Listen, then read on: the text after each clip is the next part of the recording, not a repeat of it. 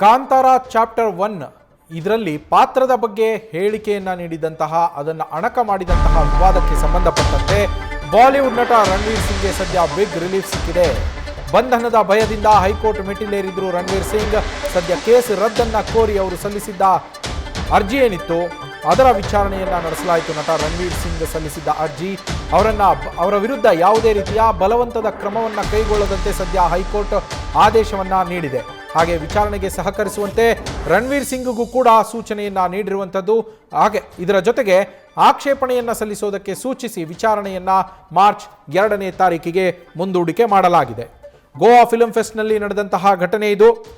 Goa film ಫೆಸ್ಟ್ನಲ್ಲಿ ಅವರು Kantara chapter 1ನಲ್ಲಿ Rishabh ಅವರ ಪಾತ್ರವನ್ನ ಹೊಗಳುವ ಭರದಲ್ಲಿ ಅದರ ಅಣಕವನ್ನ ಮಾಡಿದ್ರು. ದೈವವನ್ನ ಅವರು ಭೂತ ಪಿಶಾಚಿ ಅಂತ ಹೇಳುವ ಮೂಲಕ ಘೋಸ್ಟ್ ಅನ್ನುವ ಪದವನ್ನ ಅವರಲ್ಲಿ ಬಳಸಿದ್ರು.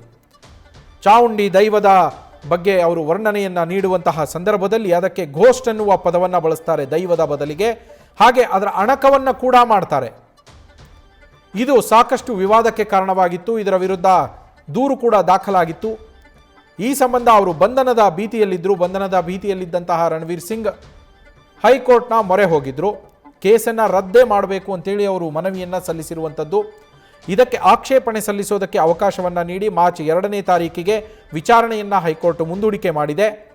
ಇದರ ನಡುವೆ ರಣವೀರ್ ಸಿಂಗ್ ವಿರುದ್ಧ ಯಾವುದೇ ಬಲವಂತದ ಕ್ರಮವನ್ನು ಕೈಗೊಳ್ಳಬಾರದು ಅಂತೇಳಿ ಪೊಲೀಸರಿಗೆ ಸೂಚನೆಯನ್ನು ಕೊಟ್ಟಿದೆ. ಜೊತೆಗೆ ನೀವು ವಿಚಾರಣೆಗೆ ಹಾಜರಾಗಬೇಕು ಅಂತ ಬಾಲಿವುಡ್ ನಟ ರಣವೀರ್ ಸಿಂಗ್ಗೂ ಕೂಡ ಸೂಚನೆಯನ್ನ ನೀಡಲಾಗಿದೆ. ನ್ಯೂಸ್ ಫಸ್ಟ್ ನಿರ್ಭೀತಿಯಿಂದ ನಿಮ್ಮ ಪರವಾಗಿ.